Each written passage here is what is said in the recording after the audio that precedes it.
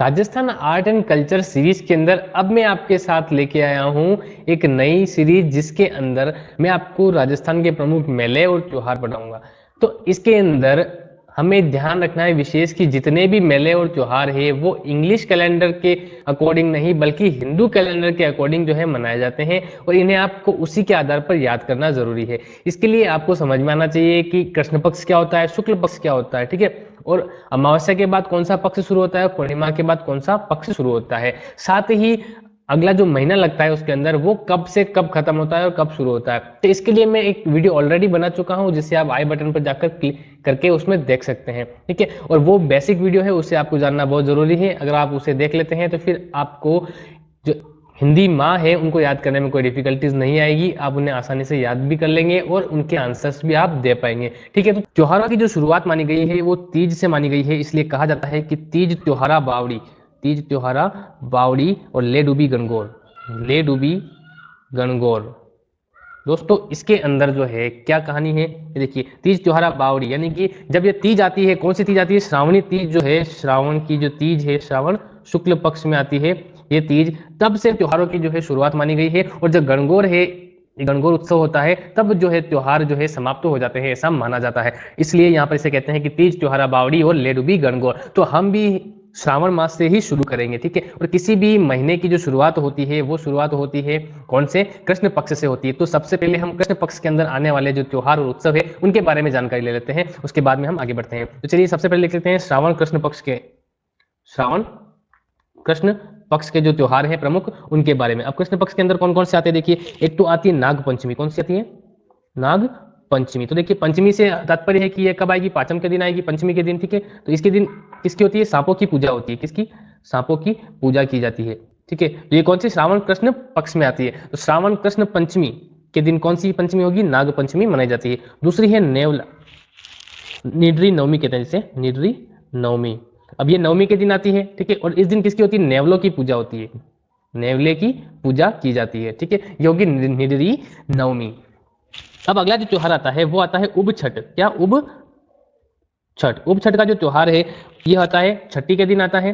कौन सी, श्रावण कृष्ण पक्ष की छठी के दिन ये त्योहार आता है। और इस दिन जो है यहाँ पे कुंवारी कन्याएं जो व्रत करती है, उप छठ के दिन कुंवारी कन्याएं खड़े रहकर जो व्रत करती है, और जो चंद्र होता है उसके दर्शन के बाद ही वो अपना व्रत तोड़ती है।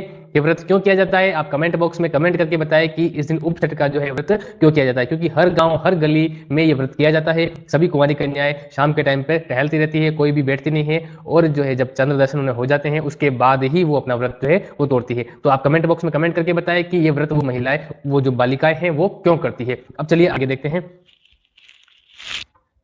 ये कुंवारी कन्याएं करती है, कुंवारी कन्या, और चंद्र को देखकर भोजन करती है। अगला जो आता है इसके अंदर कृष्ण पक्ष, श्रावण कृष्ण पक्ष के अंदर आता है हरियाली अमावस्या। हरियाली अमावस्या जो है इस दिन मेला भरता है। दोस्तों मेला भरता है, कहां भरता है, इस श्रावण की जो अमावस्या है इस दिन ये आती है, श्रावण की अमावस्या के दिन, यानी कि जो 15वां दिन है चतुर्दशी के बाद, उस दिन हरियाली अमावस्या आती है। और ये जो है इस दिन मेला भरता है। कहां कहां भरता है, देखिए, एक तो भरता है सांवलिया जी के अंदर, सांवलिया जी जो मंडपिया है बदेसर तहसील के अंदर, सांवलिया जी का प्रसिद्ध कृष्ण मंदिर है, वहां पर मेला इस दिन भरता है हरियाली अमावस्या के दिन। और एक और भरता है, ये बदेसर तहसील के अंदर है, बदेसर चित्तौड़गढ़, ठीक है। और एक ये अजमेर, अजमेर के अंदर भी एक मेला भरता है मांगलियावास में, अजमेर के अंदर मांगलियावास के अंदर मेला भरता है। और इसे क्या कहा जाता है, कल्प वृक्ष मेला, कल्प वृक्ष मेला इसे कहा जाता है, ठीक है। इंपॉर्टेंट है, इस चीज को आप नोट करते जाइए। और एक और मेला है वो बूढ़ा जोहड़ गुरुद्वारा के अंदर, गंगानगर में, कहां पर, गंगानगर में बूढ़ा जोहड़, बूढ़ा जोहड़ जो गुरुद्वारा है वहां पर भी ये मेला भरता है, ठीक है, गंगानगर के अंदर। अब इसके अंदर आती है एक और छोटी तीज। कौन सी, छोटी तीज आती है, ठीक है। अब ये तो थे कृष्ण पक्ष के, अब हम बात करेंगे शुक्ल पक्ष के त्योहारों के बारे में। शुक्ल पक्ष के अंदर कौन कौन से प्रमुख त्योहार आते हैं उनके बारे में अब हम चर्चा यहाँ पर करेंगे। तो देखिए शुक्ल पक्ष को ले लेते हैं हम यहाँ पे थोड़ा सा, श्रावण शुक्ल पक्ष। शुक्ल पक्ष के त्योहार कौन कौन से हैं जरा देखिए यहाँ पर, सबसे पहले आती है छोटी तीज। कौन सी? छोटी तीज। तो वहां पर 4 हो चुके थे, अब पांचवा जो है श्रावण मास के अंदर ये है छोटी तीज।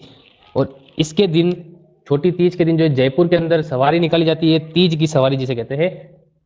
जयपुर में मेला भरता है और यहाँ पर तीज सवारी निकाली जाती है, तीज सवारी निकाली जाती है। कहाँ पर? जयपुर के अंदर। ठीक है दोस्तों। और यहाँ पर जो है इसी तीज को जो कहते हैं श्रावणी तीज, और इस तीज से ही होता है त्योहारों का आगमन। क्या? त्योहारों का आगमन होता है। ठीक है दोस्तों, किस तीज से होता है? श्रावण शुक्ल पक्ष की तीज के दिन ही जो है त्योहारों का आगमन माना जाता है। और एक सिंजारा क्या होता है दोस्तों? देखिए सिंजारा क्या होता है। सिंजारा, अब सिंजारा देखिए, सिंजारा होता है जो ये तीज आती है, तीज और गणगौर के एक दिन पहले जयपुर के अंदर औरतें व्रत रखती है, और व्रत रखती है तब वो एक आभूषण पहनती है, उन आभूषणों को सिंजारा कहा जाता है। क्या कहा जाता है? सिंजारा कहा जाता है। ठीक है, सिंजारा क्या हो गया? जो गणगौर व छोटी तीज के एक दिन पहले औरतें व्रत रखती है, व्रत रखती है इसके पहले, है ना। और पहनने वाला श्रृंगार का साधन है, क्या है? जो श्रृंगार का साधन है वो है सिंजारा।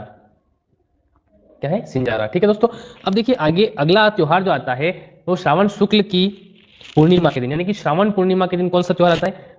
रक्षाबंधन। भाई बहन का अटूट बंधन, भाई बंधन का, भाई और बहन का जो अटूट बंधन है उसका ये त्योहार है। कौन सा है?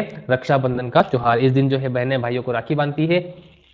ठीक है, और इसी को क्या कहते हैं? एक तो नारियल पूर्णिमा भी कहा जाता है, नारियल पूर्णिमा। ये कब आता है? ये आता है श्रावण पूर्णिमा के दिन ये त्योहार आता है। कौन सा? रक्षाबंधन का त्योहार। और इसी दिन रक्षाबंधन के त्योहार के दिन अमरनाथ जो है, अमरनाथ की यात्रा का समापन होता है, यात्रा का समापन किया जाता है। ठीक है दोस्तों, कब किया जाता है? रक्षाबंधन के दिन। और इस यात्रा का जो शुरुआत होती है वो कब होती है? ये होती है आषाढ़ पूर्णिमा के दिन। समापन तो ये हो गया, और शुरुआत कब होगी? शुरुआत होगी ये आषाढ़ पूर्णिमा, आषाढ़ पूर्णिमा।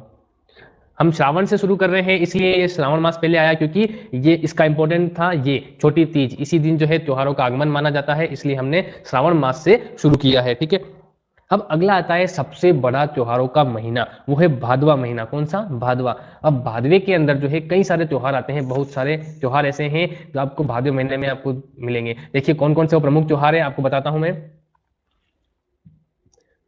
भाद्रपद भी कहते हैं इसे और भादवा भी कहते हैं। क्या कहते हैं? भाद्रपद और भादवा। अब इसके अंदर भी सबसे पहले हम बात करते हैं कृष्ण पक्ष की। कौन से? कृष्ण पक्ष की। तो कृष्ण पक्ष के अंदर कौन कौन से त्योहार है देखिए। एक तो आती है इसके अंदर बड़ी तीज। कौन सी? बड़ी तीज। बड़ी तीज जो आती है दोस्तों, ये आती है कृष्ण पक्ष तृतीया को। कौन सी कृष्ण पक्ष? भाद्रपद की या भादवे की कृष्ण पक्ष की तृतीया को। ये बहुत ही इंपॉर्टेंट है। इसके बहुत सारे उपनाम है। कौन कौन से देखिए, इसको बड़ी तीज कहा जाता है, इसको काजली तीज। कौन सी? काजली तीज भी कहा जाता है। ठीक है, और इसको सातुड़ी तीज। कौन सी? सातुड़ी तीज भी कहा जाता है, और साथ ही इसे बूढ़ी तीज भी कहा जाता है। तो इतने सारे उपनाम हो गए बड़ी तीज की। कब आती है? भाद्रपद की कृष्ण पक्ष की तृतीया को आती है ना।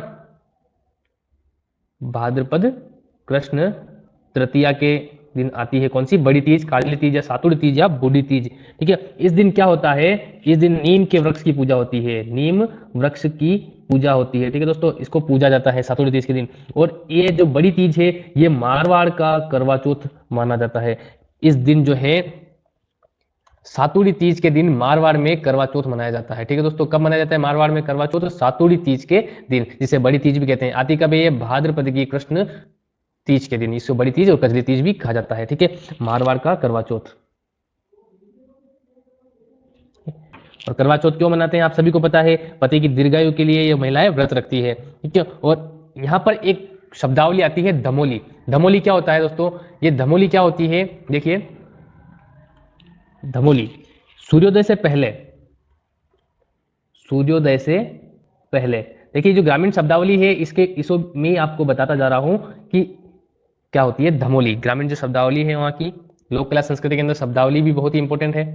तो धमोली होती है सूर्योदय से पहले, यानी जो महिलाएं ये करवा चौथ का व्रत करती है वो सूर्योदय से पहले जो भोजन करती है, जो भोजन करती है वह धमोली कहलाती है। क्या कहलाती है? वह धमोली कहलाती है। ठीक है, और कजली तीज का जो मेला भरता है, कजली तीज का या काजली तीज का जो मेला भरता है, वो मेला कहाँ भरता है? वो भरता है बूंदी के अंदर। कहाँ? बूंदी में कजली तीज, कजली तीज का इस दिन मेला भरता है। कहाँ भरता है? बूंदी के अंदर भरता है। ठीक है दोस्तों, अब देखिए आगे इसमें तुसाए हल षष्ठी, हल षष्ठी, षष्ठी आती है छठ को बोलते हैं। इस दिन जो है हल षष्ठी के दिन बलराम का जन्म माना जाता है। किसका जन्म? बलराम। बलराम कौन थे? कृष्ण के बड़े भाई, इनका जन्म माना जाता है। ठीक है, और इसे चाना छठ के उपनाम से भी जाना जाता है। कि चाना छठ के उपनाम से भी जाना जाता है। ठीक है, और अगली आती है कृष्ण जन्माष्टमी, वो आती है भादवे के अंदर। ठीक है, तो कृष्ण जन्माष्टमी का जो त्यौहार है सभी जानते हैं, इसके दिन मटकी फोड़ी जाती है, हर गांव में ये मनाया जाता है कृष्ण जन्माष्टमी। ये कब आती है? भादवे की कृष्ण अष्टमी के दिन। कब आती है? भाद्रपद कृष्ण अष्टमी के दिन यह आती है। और इस दिन जो है किसका जन्म हुआ था? जाम्बोजी का। किसका? लोक देवता जाम्बोजी का इस दिन जन्म हुआ था। और एक और लोक देवता थे मेहाजी, मेहाजी। इन दोनों जो लोक देवता है इनका जन्म कब हुआ था? भाद्रपद कृष्ण अष्टमी के दिन। ठीक है, और यहाँ पर भाद्रपद की कृष्ण अष्टमी को जो है यहाँ लंगर लगती है, एक लूट होती है। कहाँ पर होती है? वो होती है श्रीनाथ जी में। कहाँ पर? श्रीनाथ जी। यहाँ पर कृष्ण जन्मोत्सव भी मनाया जाता है। कहाँ मनाया जाता है? वो श्रीनाथ जी के अंदर। ठीक है, और मेहाजी का जन्म कहाँ हुआ था? ये मैंने लोक देवताओं में बताया था। जाम्बोजी का जन्म कहाँ हुआ था? पीपासर नागौर के अंदर। मेहाजी बापड़ी गांव ओसिया जोधपुर के अंदर जन्मे थे, जिसको मैंने लोक देवताओं के बारे में बताया था, तो उस क्लास में आपको बताया था। तो आप आई बटन पर जाकर देख लीजिए लोक देवताओं की क्लास, उसके अंदर आपको इनके बारे में विस्तृत जानकारी मिल जाएगी। ठीक है, अब आगे चलते हैं। गोगा नवमी, गोगा नवमी कब आती है? भाद्रपद कृष्ण नवमी के दिन गोगा नवमी। गोगा नवमी का जो त्योहार है वो कहाँ मनाया जाता है? वो मनाया जाता है गोगा मेड़ी, यहाँ जिसे धूल मेड़ी या धड़ मेड़ी भी कहते हैं, वहां पर मनाया जाता है। ये कहाँ है? ये है नौहर हनुमानगढ़ के अंदर। कहाँ पर? नौहर हनुमानगढ़ के अंदर। और यहीं पर जो है क्या भरता है? गोगा जी का जो है मेला भरता है। क्या भरता है? मेला भरता है। कब भरता है? गोगा नवमी के दिन भरता है। ठीक है, तो ये है नौहर हनुमानगढ़ के अंदर। और अगली आती है बच्छ बारस। कौन सी? बच्छ बारस जो है वो आती है भाद्रपद की कृष्ण बारस के दिन ये आती है। ठीक है, और इस दिन गाय के बछड़े की पूजा की जाती है। किसकी? गाय के बछड़े की पूजा की जाती है। ठीक है, और इस दिन जो है चाकू से कटी हुई चीजें नहीं खाते हैं। देखिए बच्छ बारस के दिन क्या क्या करते हैं? दूध गेहूं भी नहीं खाते हैं इस दिन। चाकू से कटी चीजें नहीं खाते हैं। और क्या नहीं खाते हैं? दूध या गेहूं से बनी, ये भी इस दिन नहीं खाते हैं। और माताएं जो है इस दिन व्रत रखती हैं, माताएं अपने पुत्र के लिए। इसके लिए? पुत्र के लिए, पुत्र की मंगल कामना के लिए व्रत रखा जाता है। किसके द्वारा? जो माताएं होती हैं, महिलाएं, वो अपने पुत्र की मंगल कामना के लिए व्रत रखती है। क्या रखती है? व्रत रखती है। ठीक है, किस दिन? बच्छ बारस के दिन यहाँ पर व्रत रखा जाता है। तो ये थी कृष्ण पक्ष की। तो इससे आगे हम पढ़ेंगे अगली क्लास के अंदर। ठीक है, तो तब तक आप चैनल पर बने रहिए, वीडियो को लाइक कीजिए, शेयर कीजिए और बेल आइकन दबा दीजिए, ताकि आने वाले नई वीडियो की अपडेट आपको मिलती रहे। साथ ही आप चैनल को ज़्यादा से ज़्यादा शेयर कीजिए और सब्सक्राइब कीजिए, और सभी दोस्तों से सब्सक्राइब करवाइए, ताकि आपको जितने भी नए अपडेट्स हैं वो आपको जानकारी मिलती रहेगी।